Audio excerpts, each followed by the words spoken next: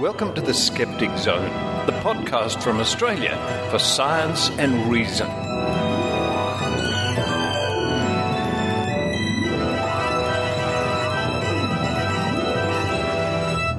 Hello and welcome to the Skeptic Zone, episode number 94 for the 6th of August 2010. Richard Saunders here with you from Sydney, Australia.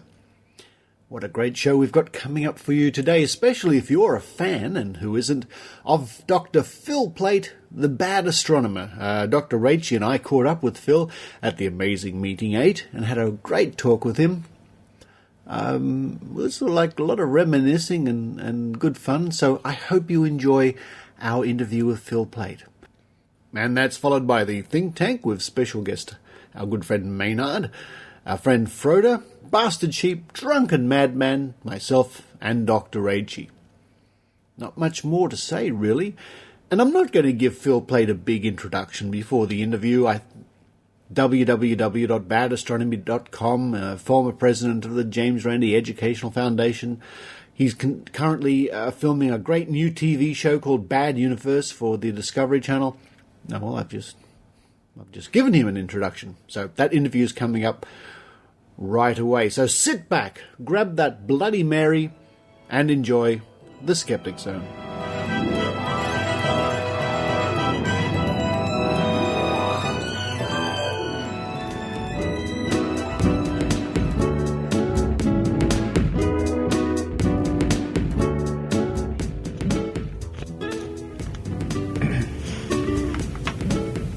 This is an iPod Touch. Testing, oi. Testing, oi, oi.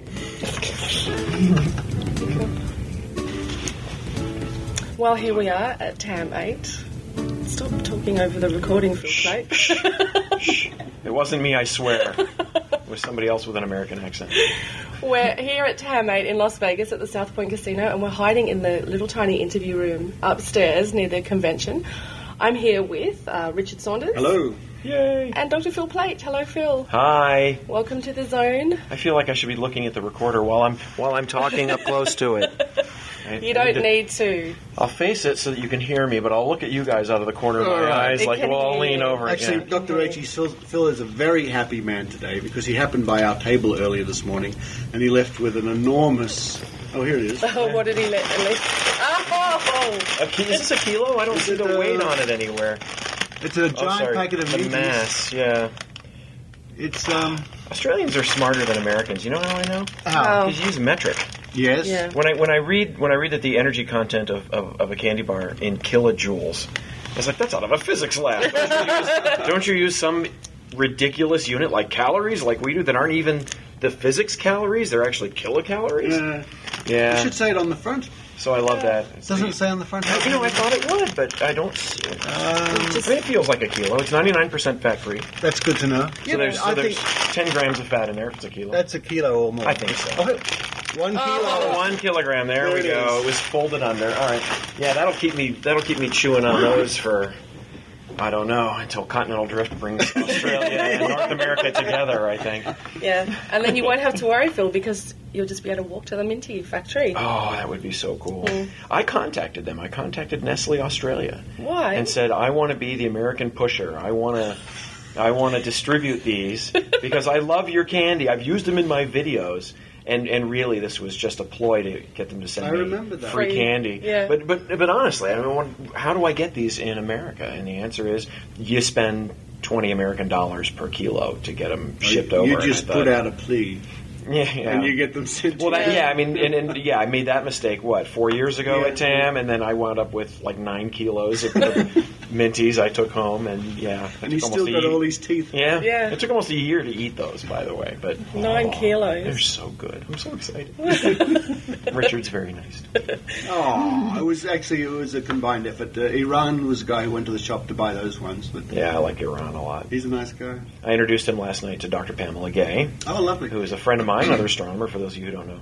And that was kind of funny because Pamela, Iran. I said, I've known Pamela many years. She's an astronomer. I love her dearly. And Iran and I spent a week in a car together, driving across the Blue Mountains. Oh, that's right, because you came to Parkes when you came to Australia, didn't you? Yeah, and I was trying to trace my route again, and we flew in. I flew into Sydney. Yeah, I then picked you up. and you and I walked all through the botanical gardens, That's and we right. saw The bats. the bats, Yeah. the flying foxes, and the Sydney Harbor, and the Opera House, and then we went to some flea market or something where I got the little laser etched glass cube I remember things. that. Yes. Yeah, I'm sure the readers are listeners Richard and Phil reminisce. Remember that hat I got? Wasn't that with the corks hanging down? That was awesome. I saw so many Australians wearing it, but it was just great. And then we wound up.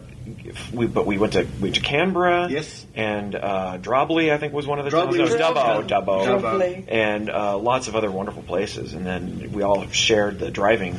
And it was terrific. It was so much fun. I didn't come on the drive, but I went with you to Canberra. Yeah. And then we wound up at the radio telescope. Is that Tidbinbilla? Yeah. Tidbinbilla, yeah. And why we were there, this thing's pointing up to the sky, and we said, "Oh, what's happening now? Oh, it's sending off a message to the rover on Mars." Yeah. And we went, "What?" When you were there, really, yeah. Is that the one that subsequently burnt down in the Canberra bushfires? No. Okay. We went Oh, there no, too. that was... Mount Stromlo. Mount Stromlo. Thank you. Yeah. For a second, I blanked on the name. That was devastating. You could see all the paint that had bubbled off the observatories, and there was one telescope there. It was a 48-inch mirror, so meter and a half, whatever you crazy Australians use, and it was 17 hogsheads across, and it was basically. I mean, it doesn't. They don't have tubes. It was just a series of scaffolding, metal grid work that held the telescope together, and it had just melted in place. And so the whole mirror just had sagged. And the mirror itself, which was a 48-inch piece of glass, substantial amount of glass, had shattered in place. Wow. So you'd walk up to it, and it looked like a telescope mirror. It still had the same shape and everything, but as if somebody just whacked it with a hammer. Yeah. Wow. It was just Is that when awful. we picked off pieces of it? Yeah, Right? They were just giant shards the size of your hand. Yeah. I still have one. They let me keep one. Yeah, I've got one. And I have friends who've used that telescope. They used it to look for gravitational lensing, which is this idea that the gravity of an object can act like a lens bending light, and you can see more distant objects magnified and brighter this way. It's a way of looking for planets around other stars. As these planets pass, you have a star, say, 1,000 light years away. I'll just make that number up, and another one 10,000 light years away. When they line up, if the in-between star, the one 1,000 light years away, has a planet, you will actually see a gradual rise in the light of the background star. First from the foreground star, and then again from the planet. So you get this sort of double bump, and you can say, oh, that was from a star passing in between us and this other star. Wow. And planets have been discovered this way, but they can only be detected once. They happen to pass in front of another star, and that's it. That's your shot. Yeah. But what they do is they observe distant stars. They observe lots of them, and then look for that telltale little whoop in light, the little rise and fall of light. That's what that telescope was for, that 48-inch. The MACHO project, the Massive Compact Halo Objects. Is that what it was called? That's what it was, awesome. MACHO. It was a response to WIMPs, because we're looking for dark matter. We know that there's this matter out there that's not glowing. It's not like a star. It's something dark, and we don't know what it is. And there was this idea that it might be these exotic subatomic particles that are massive. They're even more massive than protons, but they don't interact very well with each other with normal matter. So they're weakly interacting, but they're massive particles. So WIMP, WIMPs. Oh. Someone has nothing better to do. Oh, believe me. Astronomers are crazy, I aren't know. they? And then, so these other folks, I mean, there's always competing teams. They say, we think it's the chocolatey nougat. No, we think it's the caramel center. And they get we think it's particles that are dark matter, and somebody else says we think it's dark planets. So this other project to look for compact objects, which would be planets, way out in the galaxy's halo, sort of way outside the galaxy. Those would be compact halo objects, but they're massive because they're planets. Machos, massive compact halo objects. Right. So it was the WIMPs versus the machos. And in the end, we don't know. I think what happened was you would expect to see a certain number of these dark planets way out in the halo to account for the amount of dark matter we see. And so statistically, you could say if we stared enough stars long enough, we should see enough gravitational lensing, enough of the little brightening of these distant stars to get an idea of how many there are out there. And it turns out not nearly enough. Mm-hmm. So we're pretty sure that like rogue planets and dark stars and things like that are not dark matter. It must be some exotic form of matter. You eliminate everything off. You make a big list, black holes, dark planets, and everything's been scratched off. So all that's left is like really weird stuff. Axions, and I don't even understand it. But that's why they've got the Large Hadron Collider, so that A, they can determine what dark matter is, and then B, destroy the Earth so we don't actually understand it. So we don't understand. Yeah. In the one moment. Yes. Yes. As soon as Simultaneously. it's like 9 billion names of God. As soon as you understand what the universe is all about, it goes away. Yeah. So how is Kills that? you. How is the LHC going to unravel dark matter for us, Phil? Well, it's going to invert the bus memory, which is I don't know. Oh, they were buying it. That was awesome. They're looking at me like, oh yeah, it's an idea. Of course, I can make anything up I want. You probably This is terrific. Is Macho real, or did you just make that up? No, that actually was real. Right. Some of the stuff you can actually look up if there were some sort of compendium of knowledge somewhere that was connected electronically in some manner. Does that or mean another. people are now running to their slang dictionary to look up drobbly? Yeah, right. Yeah. I think they'll only find it on my blog. I think it may be something you've written, Richard. I think you used it a couple of times. I have. The LHC has a detector, and I don't, you caught me off guard. I'd have to look it up. But I was there. I went there a couple of years ago, and it was awesome. It was everything you'd expect a gazillion-dollar huge scientific project to be. It was so much fun. And they have a detector there that's looking for these particles of dark matter as they pass through normal matter. They can interact in a certain way. You have to have gazillions of these things doing it, and then you see one little flash or whatever. But that gives you numbers. If you see 5 flashes a year, you can extrapolate to how many these particles there must be out there. I'm not sure other than, more than that, what they're doing. There's a lot of ways of trying to detect these, and I know they've got detectors buried underground and doing stuff in space and all this kind of stuff. And we still don't know. We still don't know what dark matter is, which is cool. Once we know, I wonder if we'll call it something else. Not so dark matter. Well, it's still dark, unless it's not matter. Mm-hmm. But it's hard to imagine what else it would be. We know it's not energy, and we know it has gravity. So it's got to be something that's made of matter. And there are, in the model of particle physics that we have now, it's not just a zoo of particles. It's not like a list where you've got protons, electrons, neutrons. They're it's like the periodic table of elements. Everything is in its place. We know that there are massive particles that do certain things and intermediate mass particles that do other things, and there are these blank spots that we think there should be some of these particles in it, like the Higgs boson, which is what the Large Hadron Collider is looking for. It's the God particle, right? Yeah, it's a silly name. That's the particle that supposedly gives every other particle mass. Uh-huh. So it's like a sticky field that you're walking through, and it makes you slow down. It's what gives you inertia. That's what they're looking for, but they're looking for other things as well, and that's why they're doing this. It looks like there are particles that should be there that we don't know about yet because of the way we think the universe works, and some of these might be dark matter, and that's why they're looking for it. So it is up and running again at the moment, isn't it, Phil? But last I heard, they were. I don't know if they're at full power. I haven't heard much news, actually. Come to think of it, I haven't really thought about it in the past couple of months. I get all my news through Brian Cox, who is the physicist in England, and his wife Gia, and they're both terrific. And he's off filming his Wonders of the Universe show, which is unbelievably good. I don't know if you guys have seen that. I haven't seen it, no. Holy cow, is that a good show? Gorgeous. And Brian's amazing. Oh, yeah. Yeah. He's Well, he just got an OBE. Did he? Yeah, an out-of-body experience. That's right. That's what they said. It's like Gia, his wife, said, Brian just got an OBE. And I thought, really? Is he in a mountaintop someplace being oxygen deprived? And then I looked it up, and it's like the Order of the British Empire. Empire. Yeah. You guys must love hearing that, too, right? The British Empire. Yeah. We don't have those awards anymore. Yeah, oddly enough. No. But the Queen's still on your money. Well, she's still the head of state. Yeah. Yeah.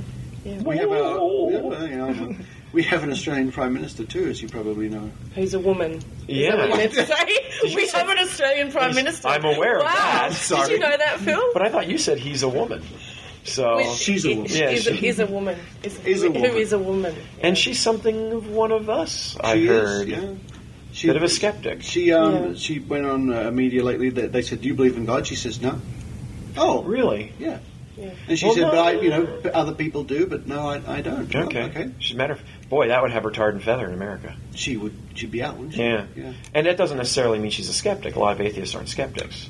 Not necessarily, but Not necess- it's not I love necessary. living in a country where the Prime Minister can say, I don't believe in God. It's okay.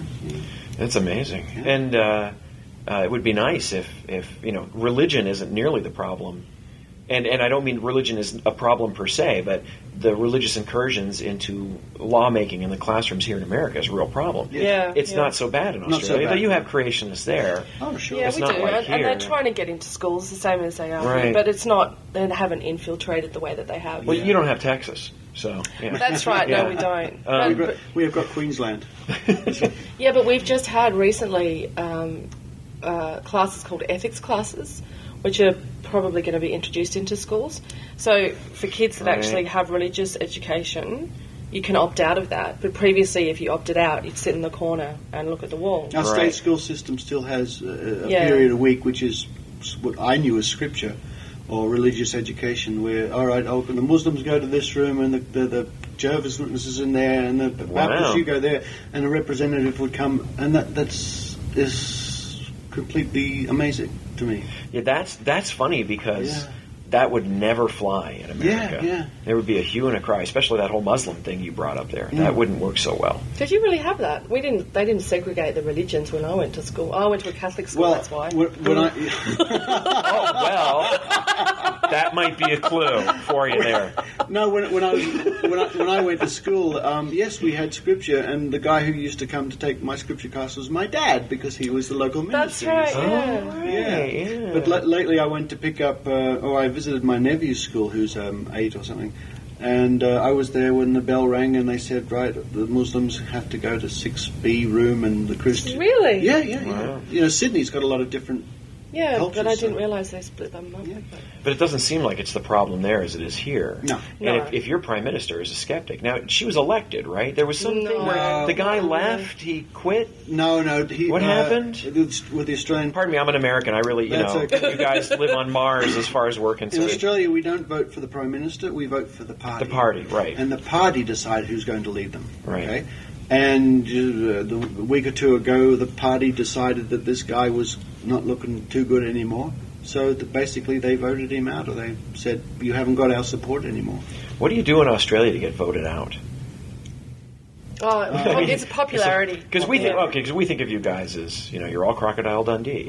Yeah. He didn't kill enough alligators this week, so No. we gotta It looked like that party, the Labor Party, could possibly lose the next election. Oh, with I him as see. the leader. With him as so, the leader. yeah. So Of course, yeah. So he's gone. She's gone, in. and she's in.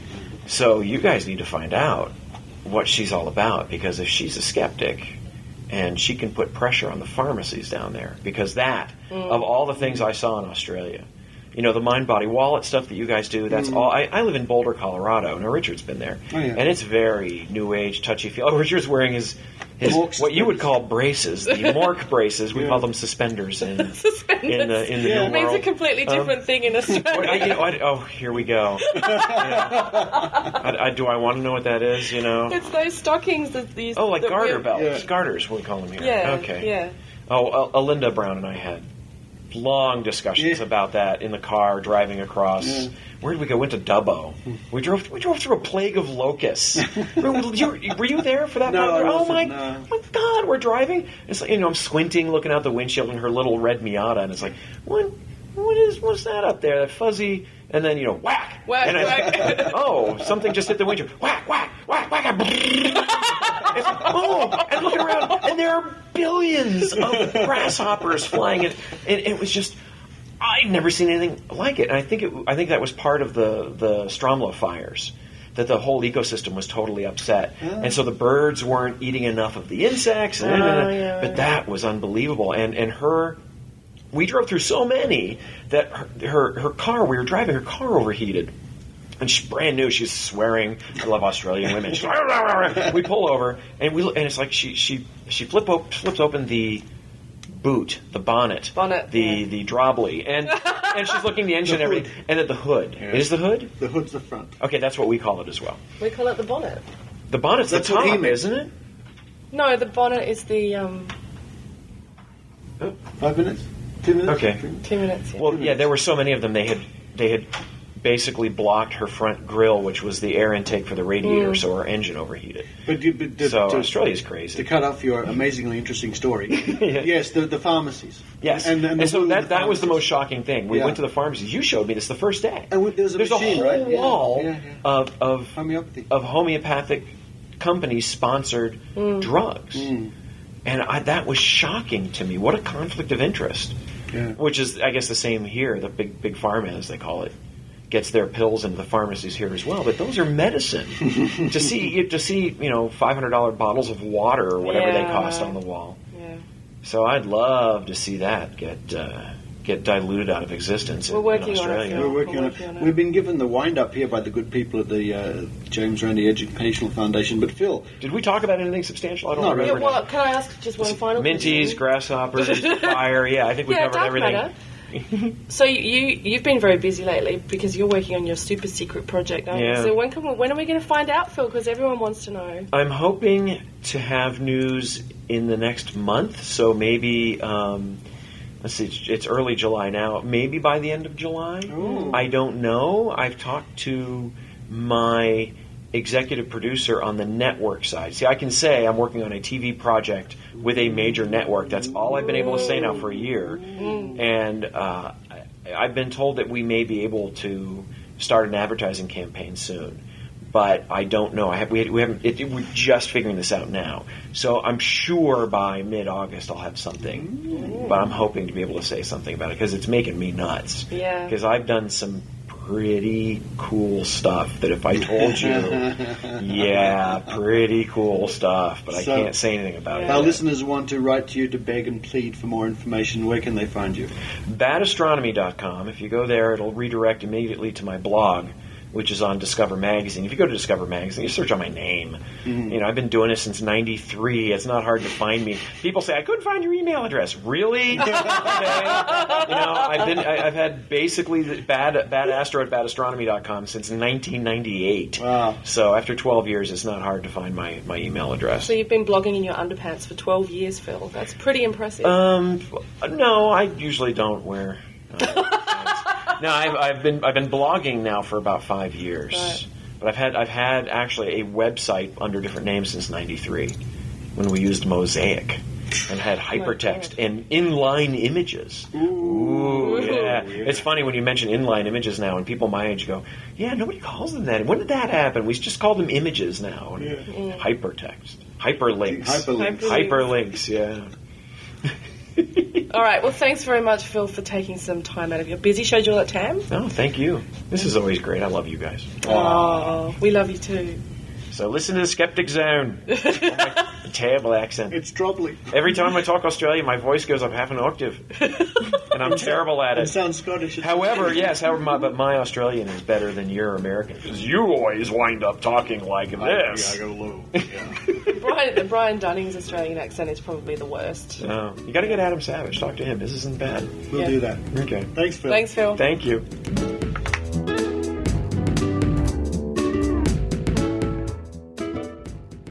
This is an EVP I recorded last night. How you doing?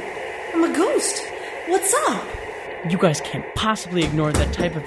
Hey, who are you? What are you doing in my... Oh! EVPs are the result of pareidolia and cross-modulation combined with the listener's hopes and expectations. What does this have to do with science? I think you just got skeptically pwned. Well, gotta go. See you in hell. 666. SkepticallyPwned.com. Where false claims get kicked in the nuts. Join us now for Drinking Skeptically in the Think Tank. That's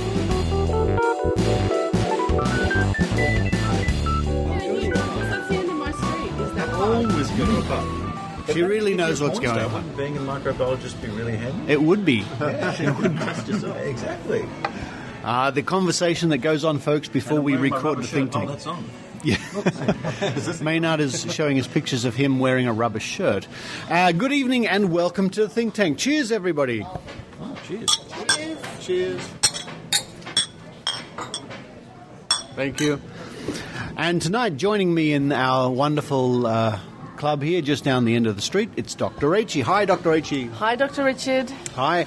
We're also delighted to welcome part-time Think Tank regular, a certain drunken madman, James. Hi. Good evening, Richard. James. G'day, everyone. And Jason. Thank you. Good evening, Richard. I got that wrong the other night, too. I called somebody...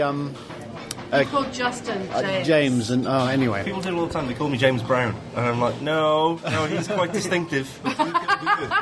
We also have someone whose name I can't confuse. It's Frode. Hello. Say hello in Norwegian. Hello. Hey, thank you very much. It's not very different, is it, Ricardo? It's not very different. And our special guest, Maynard. Hi. The only thing I know about Norway is that it has a great country and western guy called Sputnik. Is that correct? That is correct, yes. But he's not really great. He's considered a bit of a joke. Is that right? Out of reasons of national pride, I can't comment on that. Okay. Because I got a pair of it's a country and western, it's a country-style Norwegian artist called Sputnik, and I was once given a pair of Sputnik underpants, so I'm very proud about that. Is that like budgie smugglers? A bit like that, but I've derailed the show already. I just want people to know I left at the end of year 11, and I'm not that bright. In fact, you could refer to me as a paraskeptic. So is tonight's theme all about Maynard's foundation garments, then? Dr. Rachael, what a week it's been. Hasn't it been a week? Hasn't it been a week, yeah. Someone commented on Twitter today that 2010 might be seen as the year of reason coming back to society. The actual quote was, it's the year reason fights back. That's right, and it was... Who tweeted that? It was David Habising, and he was taking it from someone else, and I've forgotten who he took it from. But yeah, because it was retweeted from somebody. Good quote. Yeah, because there's been some very good wins for us in the last 6 months.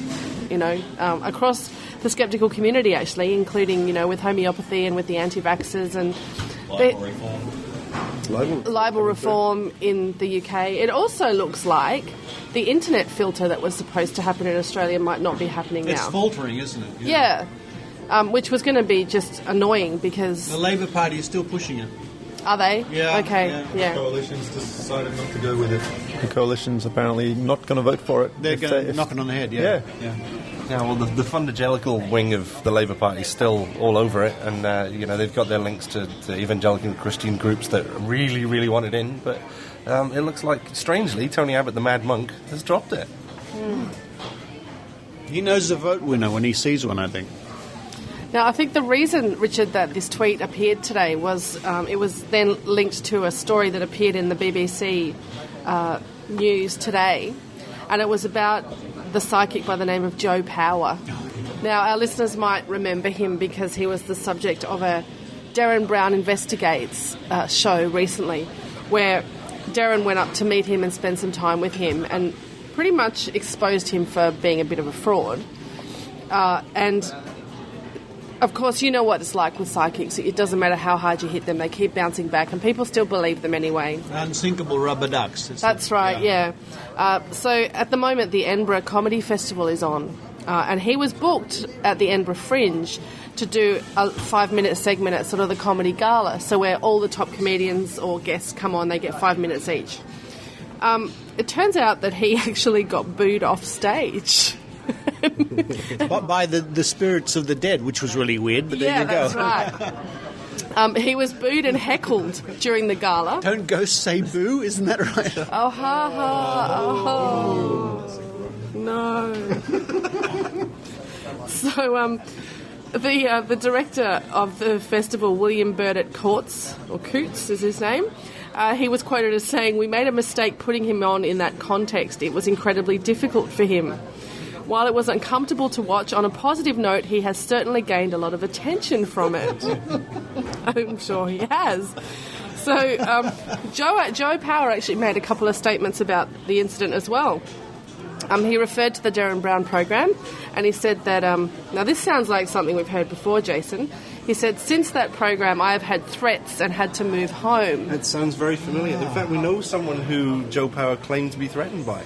I think it's Michael Marsh of the Merseyside Skeptics. Merseyside Skeptics, yeah. And Hi, Marsh. Yep. Evening, Marsh. How are you doing? Yep. He got a call from a policeman. He describes this on, I think, the last Skeptics with a K. Got a call from a policeman going, "Did you threaten this guy?" No. Oh, okay then. Fair enough. It's a great episode. You should listen in. I love the Skeptics with a K podcast. In fact, it's really good information. I love their musical theme. Have you know, it's like the Beatles. Ding, ding, ding, ding, ding. Yeah. I mean, it's great. Look, something we should remember here too is this happened in Edinburgh, and as anyone who's been to Edinburgh, and particularly any of the stand-up comics listening, the Edinburgh audience and Scottish audiences can be very tough. And particularly if they're expecting comedy and this guy comes out and is doing a serious psychic thing. Like when I was there with the Castanet Club in 1984 it was, we were a band, so we could play music and power through any problems they had. But if you were a guy up there doing a psychic reading seriously and you've only got 5 minutes, I think it was a really poor choice to put him on. Even if he'd been a real one, it just wouldn't have worked. I'm surprised he didn't see it coming. Oh boy. Anyway, spirit guide to let him down. Yes, I know what his spirit guide should have told him, but Joe actually had something to say about it, and he said, "I was expecting the Skeptics at the Assembly launch night, but I didn't think it would be as bad as it was because anything people do should be respected." He said Frankly, I don't respect that statement. Hello, Mama. Yeah, how's everybody going? Great. Good, Mama. Nice dinner tonight. Thank you. That's what I said. Don't worry, sit down. I'll call the girls to look after you. They look after us here. Thanks, Mama. Special guests. Who's cake? Not ours.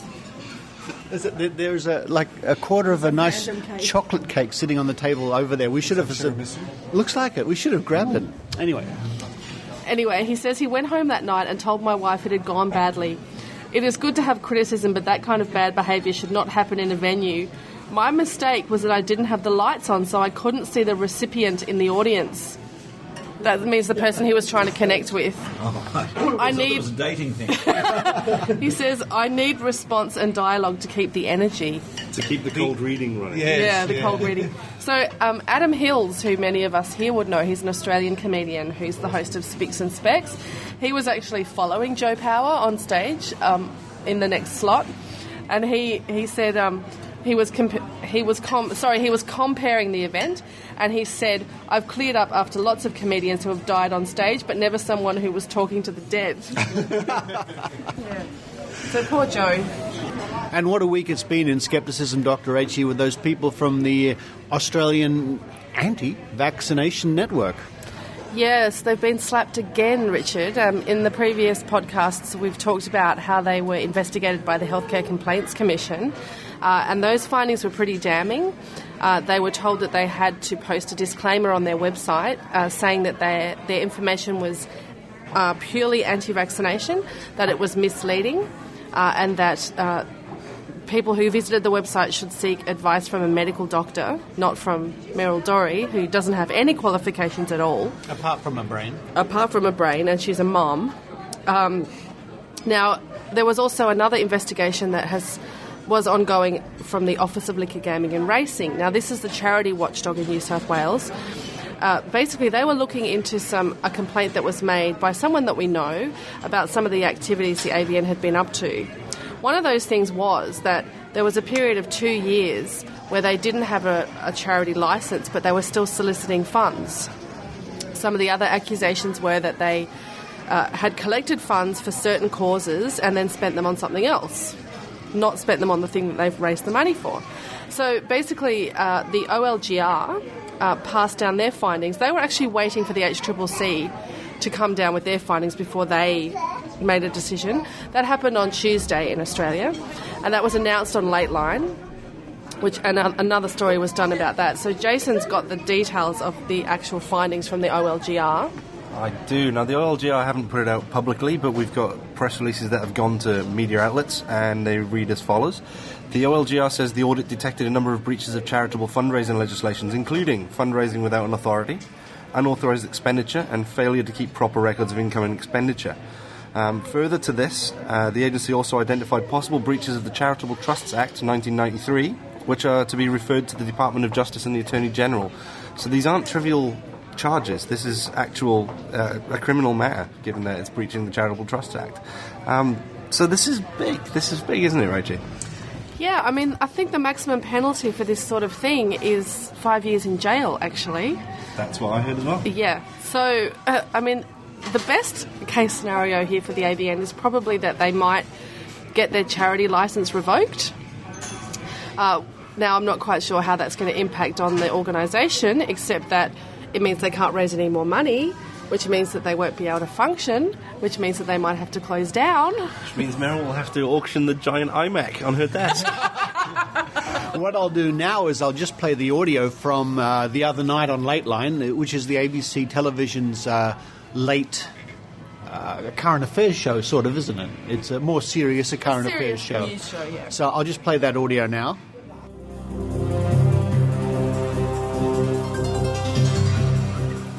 A prominent anti-vaccination group has been given 28 days to explain why it should be allowed to continue raising funds as a charity. The Australian Vaccination Network is being investigated by the New South Wales Office of Liquor, Gaming and Racing for potential breaches of charity fundraising laws. John Stewart reports. The Australian Vaccination Network is run by Meryl Dury from a home office on the north coast of New South Wales.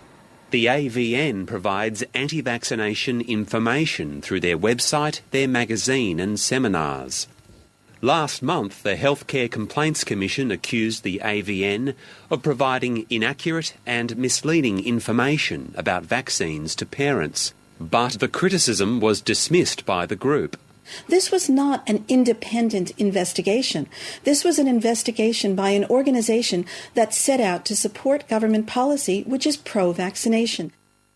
Now the AVN is under fire again, this time from the New South Wales Office of Liquor, Gaming and Racing, which wants the anti-vaccination group to show why it should be able to continue raising funds as a charity. The man who started the complaint against the AVN, Ken McLeod, was interviewed by Late Line earlier this year. We thought that it was a travesty that the AVN should hold a charity licence. They are not performing charitable activities, quite the opposite. In his complaint, Ken McLeod accused the anti-vaccination group of misusing funds. He claimed that the AVN had been raising funds to place anti-vaccination pamphlets in bounty bags which are given to mothers of newborns. But he said the company which made the bounty bags had nothing to do with the AVN. It's very clear that, for example, money raised for the bounty bags could never be spent on the bounty bags. The bounty bags company didn't want to have a bar of the AVN. But the money was raised. Where did it go? Well, it was obviously spent on running the AVN. Today, the New South Wales Office of Liquor, Gaming and Racing said their audit of the AVN had detected a number of breaches of charity fundraising laws, including fundraising without an authority, unauthorised expenditure and failure to keep proper records of income and expenditure. Meryl Dury could not be contacted tonight, but last month she made the following statement. The Office of Liquor, Gaming and Racing has been investigating the AVN's fundraising.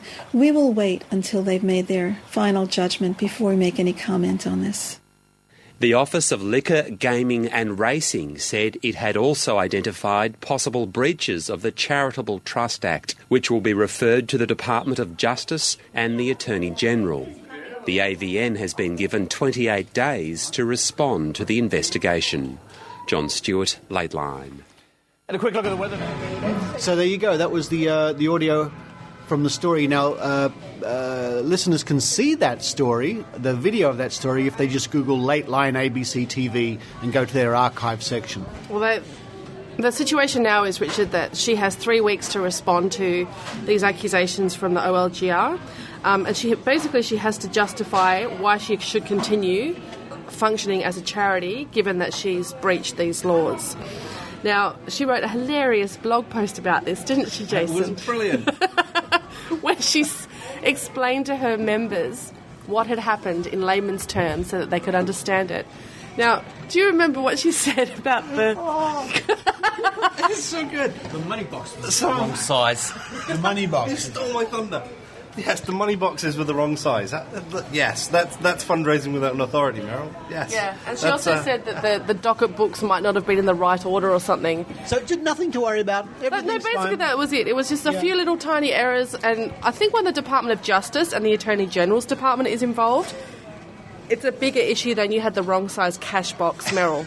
Oh, the Attorney General's very keen on the right size cash box. Well, one of the things that happened today as well, Tim Mendham, the EO of Australian Skeptics, I don't know what he was doing on the AVN website, but in their shop they have a section where you can donate funds, and they had, say, $10 donation, $26 donation, $100 donation, and then they had the cost of that donation. So you would think, right, if it's a $10 donation, that costs you $10.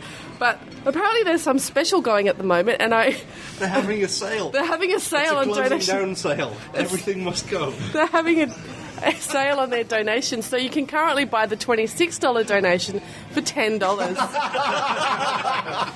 Now, we got a screenshot of this, and in the actual picture, they have someone with a donation box. So we thought maybe... Well, see, that's what we thought. Maybe the $26 is too big to fit in that size of a box, so you only have to give them $10. I don't know. But if you want to see that image and some other hilarious things, go to Stop the Australian Vaccination Network on Facebook. Oh, that Meryl! What I want to know is, do you get a $26 tax deduction for your charitable donation for the $10? I suggest that you give Meryl a call. I'm sure she'd be happy to talk to you at this time and ask her that question, Frode. Now, although I do believe if you're not a member of the AVN now, she has to charge you if you call her. So you'll have to pay for that phone call. That's correct. Dear. That's right. It's only members get the 1-800 number. Yeah. So we better join up. Now, sitting back listening intently to all this interesting talk has been Maynard. Maynard,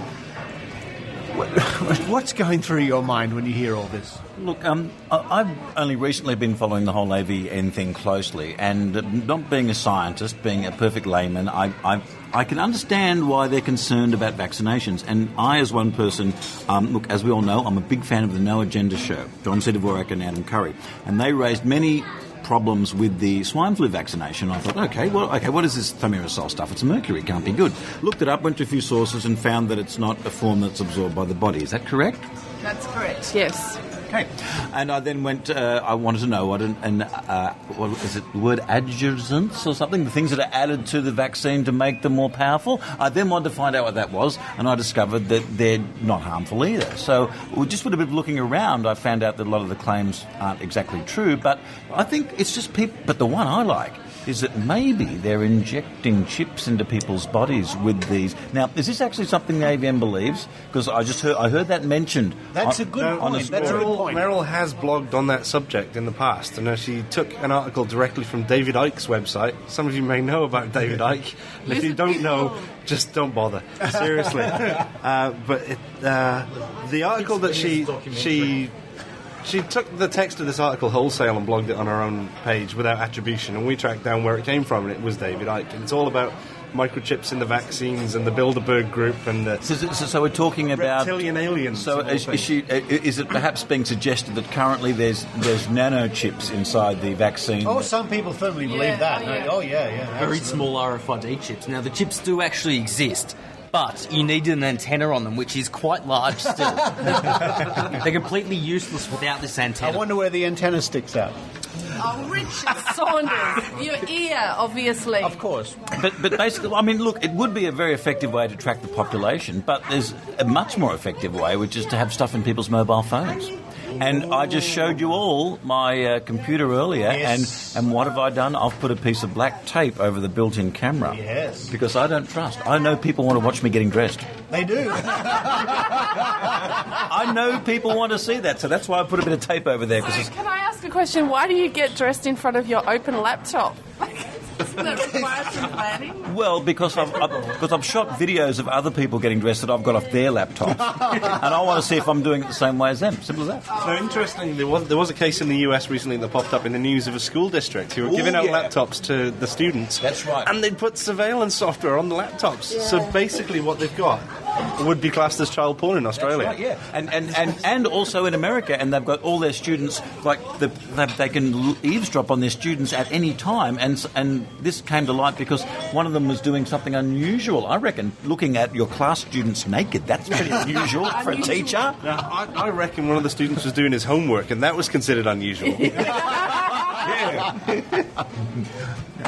But you have some other interesting topics. There's a number of things here. And by the way, that podcast you mentioned, that's the one you sent me a clip of. That's right. Now, the noagendashow.com, the great best show to listen to in the morning for the crackpot and the buzzkill. Like, I know you guys probably aren't on board with, or anyone listening is probably on board with what they get up to, but I like what they get up to. I tell you what, I'll play a little clip from their show right now. Okay, now this is them. This is Dr. Rachael interviewed me back in April. And this is on their April show, and this is them, well, because I was a PR associate for that show, because they give credits on that show, and yeah, here they are talking about me and Dr. Rachael. Okay, Maynard checks back in again, our friend from Down Under, never missing an opportunity to get a plug-in for your show whenever I can. I figured the Australian skeptics would love your show, so here I am on this week's show, episode 79 of the Skeptic Zone. But at the same time, I'm a huge fan of a show that simply describes it. But they go out and they hit people in the mouth, metaphorically. That is the No Agenda Show with Adam Curry and John C. Dvorak. Mm-hmm. And what they do in the morning is basically postulate what-ifs, and they've got some really crackpot ideas that I love listening to. For example, the Harper Ray, is that part of an earthquake machine? All evidence points to that not being the case. But I like entertaining the idea that there might be an earthquake machine, and what political ramifications would there be if there was? I love the guy. I expect that not to be the case.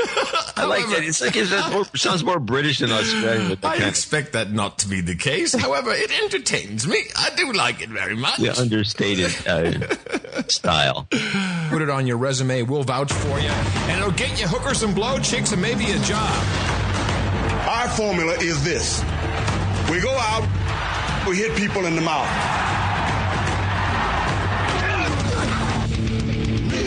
Get ready, everybody. Whoa. Say it with me now. Order. You know what to say. Shut up, slave. Well, that sounds like an interesting show, Maynard. Well, so, particularly as the audience, says "Shut up, slave" at the end of their jingle. And who amongst us has not felt like a wage slave driving to work on a rainy Monday morning or going to work when you know it's going to be a hell day? I think they're just getting into something because at all times, sometimes we feel like... When do you feel like a slave, Richard? Every time I come to the think tank, Maynard. See? So I think they're definitely onto something there. Editing the show late into the night, I do. That would be the one. So, I'm a big fan of the show, and if you give the guys a shout-out if you ever see them. But, they've got great jingles, and, sometimes jingles is more important than going to university. I would say that for sure. I haven't gone to university. I've got jingles. As someone from the radio, you would say that, of course. It sounds like some exotic disease. I went to the doctor. What's wrong? I've got the jingles. Don't worry. 2 Valtrex a day should fix that. See, I have got some medical knowledge. I might not be a doctor, but I can prescribe drugs. What sort of doctor are you, Dr. Rachael? Look, I'm just a mum. Don't ask me. Look, the other bit of information I want to bring up, which I think other member of the think tank might know something about, and again, I know nothing about quantum theory, okay, so that puts me in the same category as a lot of other... I think They do. Okay, now what's this about the article in Nature where the Heisenberg principle might have been overthrown? Because basically it's a principle that you can't know all the knowledge about two particles in one place at the one time. And with entanglement quantum computing, apparently you can do this. But the problem is that you may be able to fit the memory of all the information you need, but if you read where one particle is, as you're doing that, your knowledge of the other particle becomes uncertain. It becomes uncertain. Yes. That's weird. Does anyone around this table know what I'm talking about? Well, I remember the Heisenberg compensators on Star Trek for their transporters. And that's why, folks, Star Trek is better than Star Wars, because they do a little bit of research. Oh, we're going to get emails over this now. No, they have guys like David Okuda, I think his name is, who does a bit of stuff on that. And I just like to say that because, look, I'm a Star Wars fan, but, man, I love the work of Captain Kirk. Kirk? Yeah. Oh, you're a Kirk man? No, Picard. Oh, look, I'm a Shatner man through and through, and that's because... I liked Archer. I like Captain Archer. Look, I also was a fan of Captain Janeway's hairdo in the first season of Voyager as well. I just want to say that right now. But, I like Kirk because he tore his shirt all the time and because he had a great butt. Like the Look at His Butt Girls podcast celebrates every week. But, look, I think I'm hogging too much time. You should get into something genuinely sceptical. Well, that's pretty sceptical. What's better, Kirk or Picard or R2-D2 or Mr. Spock, Frode? They're all good. That's a diplomatic answer. We have to pin you down here. Which was the best captain in Star Trek? And we're including, Deep Space Nine, Voyager, the lot. Deep Space Nine? I'd have to go with Picard, I think. Oh, wow. If only for the facepalm pictures, you have to go for Picard. It's one thing I noticed about watching copious amounts of Star Trek The Next Generation is all the actors were given a certain instruction, and that was to sigh and exhale loudly. If you watch it again... All right, number one. Whatever. Well, it was the 80s, and everyone was trying to do a bit of a caring, sharing kind of thing. I mean, for goodness sake, they had a therapist with psycho abilities on board. Oh, yes. She could see things. But also, if you notice on Next Generation, and everyone who's a fan of it would know this, the outfits were not quite right. So whenever they sat down, you'd see them pull up their undies. Yes. And it happens all the time, because and also the outfits were prone to the odd camel toe as well. But I understand. But you know what that's called when Patrick Stewart used to adjust his tunic? That was called the Picard maneuver. Get out! Yeah, that's what it's called. That's pretty special. Look, there's something I want to mention too to all the Skeptics fans out there that have cats as a pet.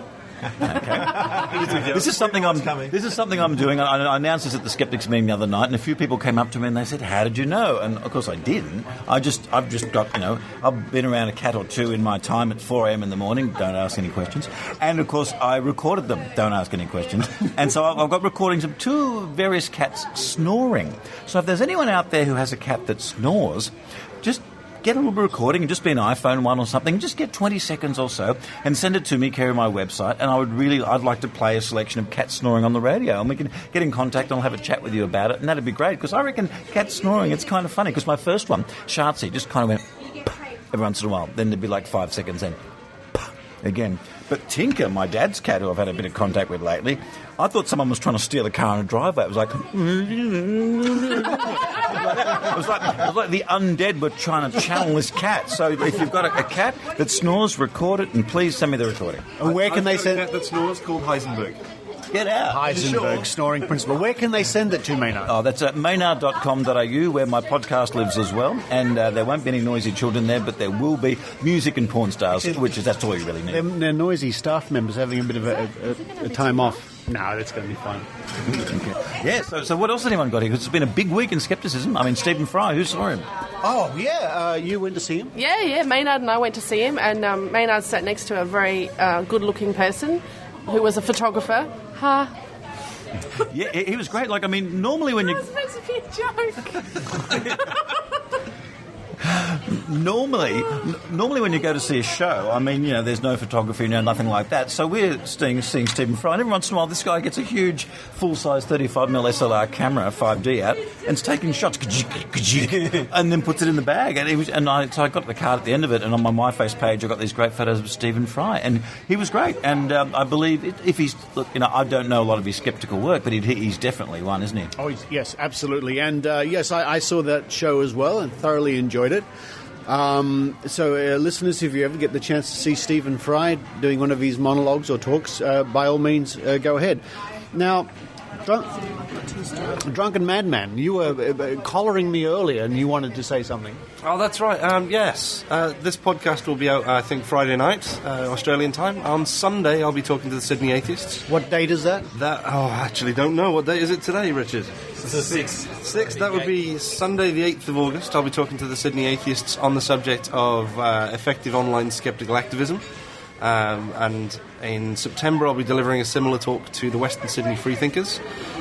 Those two talks will be free. Check out the websites for Sydney Atheists and Western Sydney Freethinkers. Just Google them up, and that will give you the venue details and all that kind of thing. Come along, make comments, ridicule me, heckle, do whatever you like. And where can boo you off stage? We can boo you off stage. You can try. I'll have a microphone.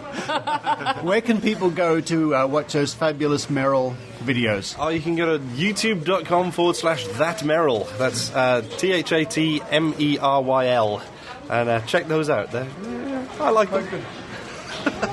In other events happening about the place, Dr. Rachael and I, and we're trying to persuade Maynard to join us on this little road trip, we're going to be heading down to Canberra as part of science activities down there. On the 15th of this month, we're going to be at King O'Malley's Irish Pub, which is 131 City Walk in the ACT.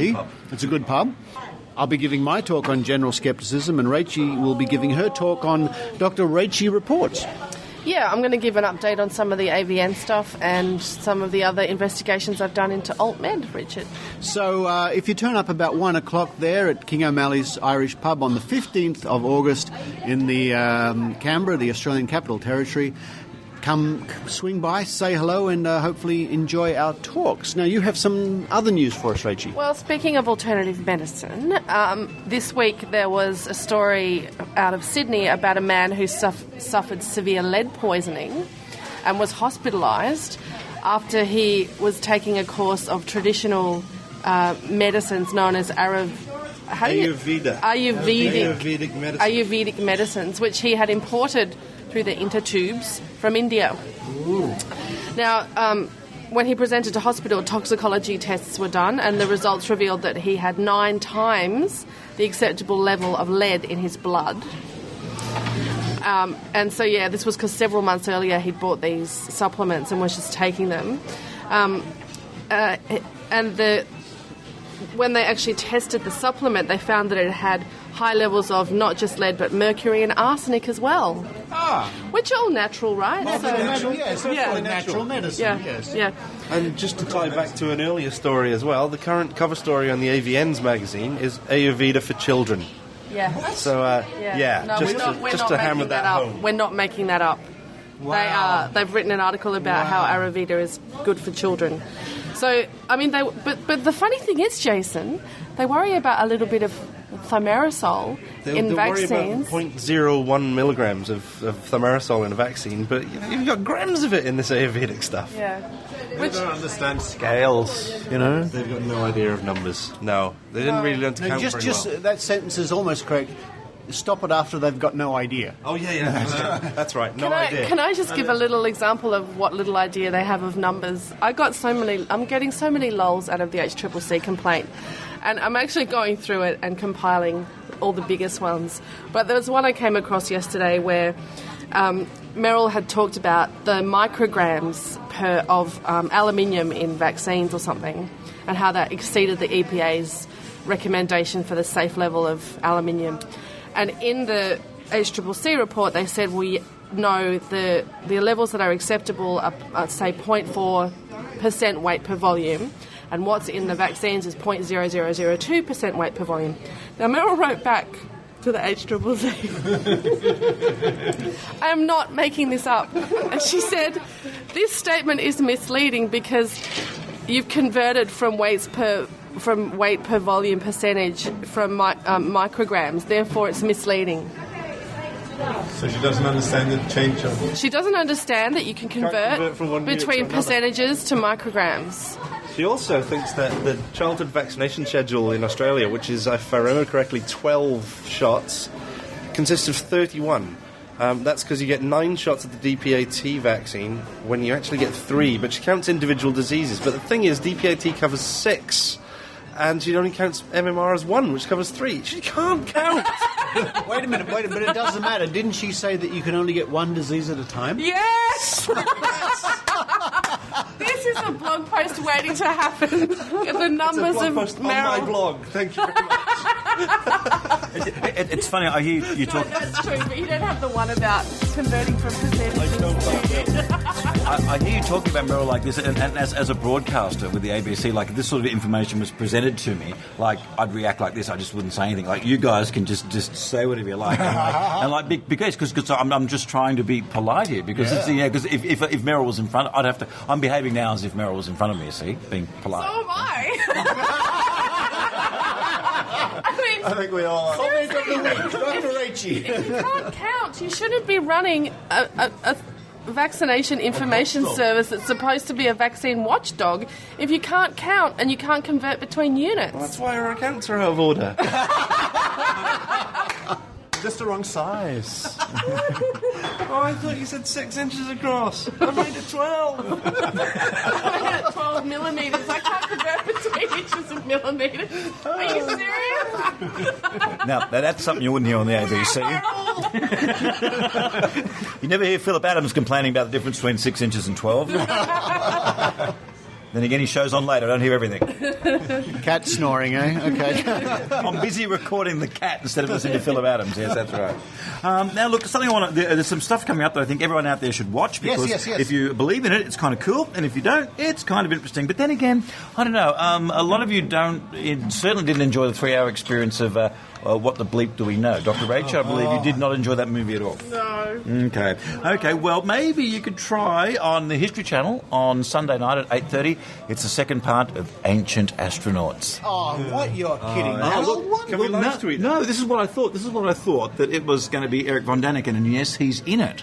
But he's just one of the many people in it. And I think it might have been you that sent to me that Eric Von Daniken, he just won't stay discredited. And I love that. It's great. So he's in there with a lot of other people, and they go to lots of sites around the world, and they're trying to get the ancient astronaut theory going again. And I just found it interesting because I just don't know why this one should be brought up again. I think it's an interesting one. But it's a 70s one, wasn't it? It's like a throw. Yeah, it's the 70s. They're revisiting the 70s. It's been done and dusted, and it's retro. Yeah, retro. It's retro. Yeah. It's retro. Well, that's why it's popular. Well, we have new people having a look at it once again, so that might be something for the skeptics to have a look at on Sunday night. And also, did anyone tune into the I Know What I Saw on the ABC this week? No, I didn't, but it's on iView on the ABC website. We can watch it again and again. Well, because that and Out of the Blue by Mr. Fox, who put that together. Look, I enjoyed Out of the Blue, and I enjoyed I Know What I Saw, but I don't think it's quite exactly right, because the people were they were former astronauts, they were governors, they were policemen, they were people of authority that think they saw something and they just don't know what they saw. So more correctly, it should be called, and I wrote it down, I believe I saw something, but I don't know what it is. I think would probably be more correct. There were people... A bit too long for the screen. I know. Well, there were people that were harsher on that I read online that said, I don't know what I saw. Or, I know what I believe I saw, they were saying. But I have no bloody idea. Well, look, and these were people that really have nothing to gain by coming forward and claiming that they saw some UFO that might have been a spaceship. So that makes me wonder. And I know skeptics out there go, Maynard, you're being fooled by woo. But, Maynard... You're being fooled by woo.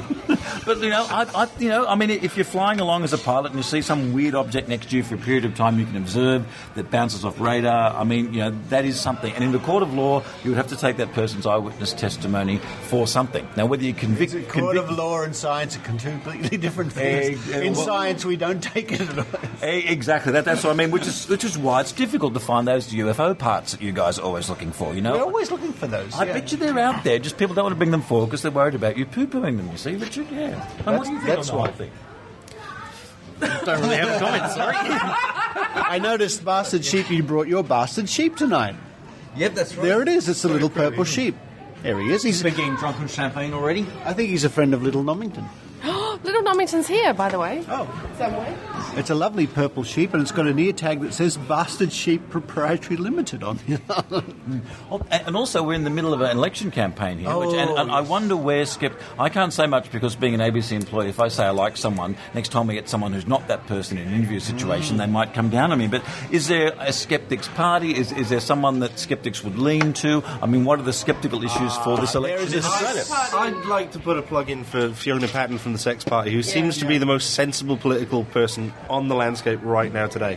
She did a lovely article in Gizmodo.com the other day on internet censorship. Marvellous. Look at I saw her debating Family First. I've been talking about that today. That's hilarious. It was laughable. There's also the Secular Party. I don't know if they're any good, though. One of our friends in Tasmania, I can't remember his name, sorry, mate, is thinking of running for the Secular Party. He's probably too late for this registration now, but the Secular Party's in the Twitter news quite a lot at the moment, and pretty good there. And of course, look, the hashtag AusVotes, we'll put everything up. All the ABC sites across Australia have got the Twitter tag running for AusVotes, so whatever you put on AusVotes will go up on the ABC election sites across Australia. All right. And also, if anything we put up. Well, I tell you what, yes, anything, because I have actually checked it, and you put anything up, it goes through, and it's the ABC social media policy there. I must admit, I enjoy watching election night coverage on the television. I'll sit there with a drink and see what the results coming in. Now, this one is going to be particularly interesting because I can't call it now. Well, and also, if you are on Twitter there, follow the fake Paul Keating. I'm enjoying his comments. They're quite ribald, to use the word. They're a bit rude. Not ones for the kids, but then again, neither was Paul Keating in his off moments as well. Yeah. Paul Keating was a former Prime Minister. Now, Dr. Rachael, you're pointing at your computer screen there. Look, I've just got an interesting story which was blogged about on Ferengula this week by P.Z. Myers, and it's about gullibility destroying lives. Now, it's a story of a Vietnamese couple, and they're apparently from Australia, but I haven't heard this story. Maybe I've missed it. I don't know if you guys have. Read it today. The names... Did you read it in the news or on Ferengula? In the news. Oh, okay. So it has happened. If it was on the news, it must be true. Well, yeah. So this couple, they were named the Trans. They were missing a wallet, and so they went to a fortune teller to ask the fortune teller where it was. Because that's the first thing I do when I lose my wallet. Yeah, I don't generally call the police or cancel my cards. I go to the nearest fortune teller and say, please tell me where it is. So the fortune teller apparently told them that a young woman by the name of Leilani, who was living with them, had stolen the wallet. That was a prize-winning greyhound as well, I'm pretty sure. Leilani? Yeah, from my Frank Zappa. Sweet Leilani. Anyway, so these people believed the fortune teller that it was this woman that they were living with, and so they decided that the best way to get the wallet back was to torture the woman. What? No, well, it worked in Guantanamo Bay, didn't it? I don't know if it worked. Ooh, a bit political there. Yeah, ooh. So was it like, was it sort of a Tarantino thing or more like a Marathon Man thing? What did they do? Well, I'll tell you what they did. They said that they would cut off her fingers. But because Tarantino? There we go. But because they loved her, they wanted to inject her with heroin first, so she wouldn't feel it. That's nice. And then she says that she was beaten in the back with a meat cleaver, threatened with a samurai sword, and had her arms burnt with cigarettes. Tarantino. Yeah, absolutely. And then they decided in the end that they would play loudly on repeat Lady Gaga. See, this is the bit that makes me think it's a bit of a hoaxy... Do you think it might be? Yeah. I don't know. The whole... It was pretty right with the Tarantino thing, including the heroin, by the way, all the way through there. But the Lady Gaga... But then again, I don't know. Yeah, that's... Well, she says that... it's on the borderline, isn't it? Yeah. She says, I was screaming, I was hoping maybe somebody would break the door down and help me, and that's in response to the Lady Gaga CD. So I don't know. She says... that apparently she escaped, and she's not dead. What's the source? Well... This is Ferengula that I'm reading, but Jason says he found it. I'm pretty sure I followed some stuff today. Very, very skim, though. I'm not going to put any credence on it yet. Yeah. I have to research this and make sure. All right, we just have to list this one as we're not sure yet what's really going on. No, but plausible. Plausible. Yeah. And a big hi to the Mythbusters, who I know listen to the Skeptic Zone and enjoy the show. That's right, and tune into the Nerdist podcast, because the second recent Nerdist podcast has all the Mythbusters, the complete cast on stage at Comic-Con, I believe, in the US. So tune into that, have a listen. And I'm hoping to get an interview with the editor who edits up the Mythbusters here in Australia, and also Simon Day, the ex-lead singer of Rat Cat, is also involved with the production of Mythbusters here in Australia. I hope to have a chat to both of them, and maybe he'll sing Don't Go Now for me as well, which I love that song. It's great show. I watch it every week. Thoroughly enjoy Mythbusters. Just an upcoming meme. When I say you've got to love it because the Germans make great stuff, who am I talking about? I'm talking about the ShamWow guy. You following me, camera guy? That guy. I'm talking about him, and I was watching TV today, and it's probably, our international friends have probably already seen this, but I saw on Foxtel for the first time today his new product he's brought out, which is called, which he's promoting, the Slap Chop. Now, if anyone has been aware of the Vegematic by K-Tel in the 70s, or the Blitz Chopper, as it was known in the US, it's basically one of them. And I'll put a link to the Blitz Chopper on my Facebook page, and I should put it up on my website as well. But basically, he's got great lines in this, I think, that are going to go well. He says things like, life's hard enough, you don't want to cry anymore. And I think that's great. I think that's going to become a catch cry. And at the end of the ad, they say this, and this is the actual words, if you're not excited by your slap chop, return it within 30 days for your money back. What kind of person gets excited about an onion peeler arriving in the mail? Really? What are we talking about? I bought a Flavour Wave oven. I get excited about things like that. It's a machine you put the food under and you go bang down and it chops it up. It's pretty exciting. You see, you're excited. See, it's excited about it already. So I think we could have more action going on the slap chop in future. But do check out the Vegematic and Blitz chopper on YouTube. And if you want some more, you've also got to check out the Sham Wow, which is basically just a glorified chamois. Chamois, isn't it? Yeah. But it's with added wow, is that right? But look, I'm still a big fan of Mr. T's Flavour Wave oven adverts. Oh, yes. Really. But look, it's great with this whole ShamWow thing. It's like, well, when I'm DJing, all I've got to do is get the ShamWow out and go along the bar, and people see I've got a ShamWow, and they think it's funny. It's like, it's so saturated into everyone's mind that, you know, that you just wipe down a bar with a ShamWow. I guess maybe seeing a DJ do that's fairly unusual, so that, well, they could be laughing as well. But, like, you know, getting a meme like that's amazing, and that's what we're trying to do here on the Skeptic Zone. Start a meme, Richard. We should. We should. I think we have already. And I'd like to thank, for this evening anyway, Frode. Thank you, Frode, for coming along. A pleasure. Can you say goodbye in Norwegian? Hada. That's better. I like that. Different to the English. Bastard Sheep. See you, everybody. And thank you for the little bastard sheep who came along. Thank you. Maynard. Thank you for listening, everybody. Please tune in to the Nerdist podcast, the No Agenda Show podcast, the Skeptoid podcast, and my podcast. And where can our listeners hear you on the radio? Look, all over the place, mainly. I do stuff for the ABC, but they like to keep it kind of secret, because the more that I'm up there, the more complaints they get. And so, you know, so basically, just go to your local ABC and say, does Maynard work here? And they'll probably deny it. Plausible deniability. Maynard.com.au is where you can get stuff, and that's where you can send the recordings of your cat snoring. Thank you very much. Drunken Madman. Good evening, everyone, and don't forget, come and see me talk, and go to my blog, mycolleaguesidiots.com. Dr. Rachael. I have nothing to plug. Thank you for coming on. That's okay. And until our next escapade in the drunk tank, cheers, everybody. Cheers. Yeah, life's hard enough. You don't want to cry anymore. Got to make a note. I just heard that. I went, nah, that's one to be the one.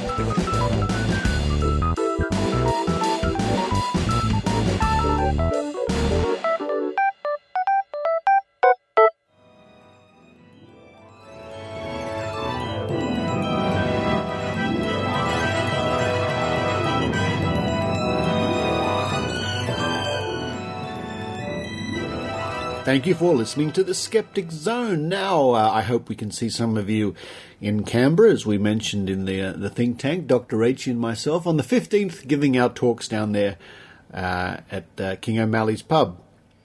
But until then, or until next time, or until next week, when we'll have another interview, I think, from the amazing Meeting 8, this is Richard Saunders signing off from Sydney, Australia. You've been listening to The Skeptic Zone. Visit our website at www.skepticzone.tv for comments, contacts, and extra video reports. The Skeptic Zone.